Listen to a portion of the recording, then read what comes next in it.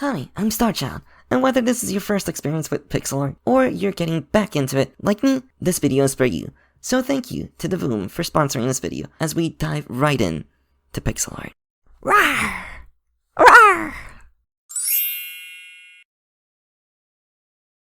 It is no secret that I love games. I also love the art that goes into those games. I love looking at concept art that turns into pixel art for sprites. So when Davoom reached out to me for reviewing their Pixoo 64, I was very excited. I was so happy to make a video about it because it just gave me an excuse to talk about art, specifically pixel art.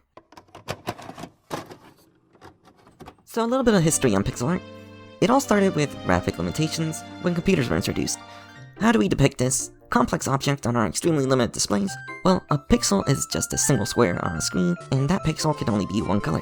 Earliest game consoles like the Atari and NES had 8 bits. Objects were very abstract, and what they represented were impressionistic, rather than giving you the actual idea of what everything is with a lot of detail.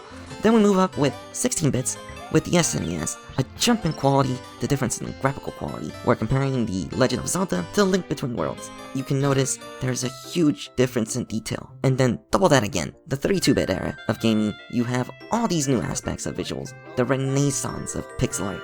Games that have the options for more detail and the purpose to their selected pixels. Going forward, polygons are introduced to gaming and graphical resolution just skyrockets.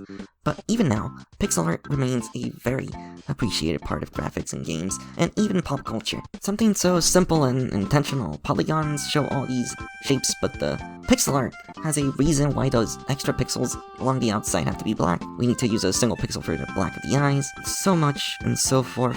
Just pixel art continues to be highly implemented into the gaming industry, and still has such a visual distinction, so I just really like pixel art. So let's just get started. You can choose any program like GIMP or Adobe Illustrator. Davoom has their own app and lets you control all Davoom products like changing between pictures and swapping, but most impressively, they have a place where you can design pixel art that you can display on their products. If you don't like the app settings or want to draw on your own computer, like me, you can also import images from your PC or anywhere on the internet too. It's all the same, and even if you don't want to draw your own pixel art, there's an entire community on the Davoom app that shares pixel art, so you can just add those uploads onto your list of images you want on your device. For the purposes of this video, I will demonstrate using Clip Studio Paint. So starting with a new canvas, we need to choose a canvas type. If you have little to no experience with pixel art, start with a 8x8 or 16x16. It's great so you can just create a single object instead of an entire environment. Eventually you will grow to 32x32 or 64x64 will be possible, but let's start simple. So set the canvas to pixels and blank background. Go into view and turn on grid. You want to start off with making your silhouette of the object and keeping it simple and not waste any pixels because we only have so many. Going to the toolbar, select the Milli pen, and that will allow you to make pixel dots. Great for building shapes for a more accurate pen. We also have the dot pen.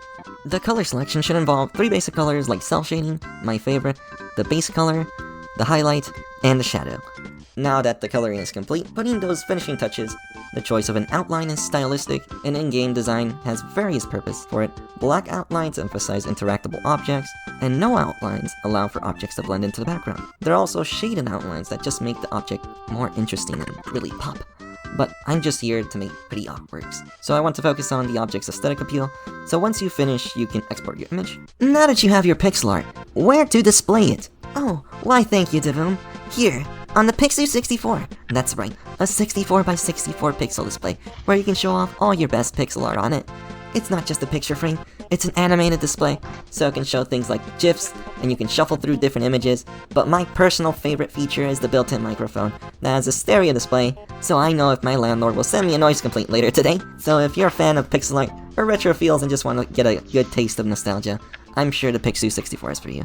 And if you learned anything from this video, please leave a comment down below of what you will be drawing, or what your favorite 8-bit, 16-bit, or so on and so forth video game is. I would love to hear it.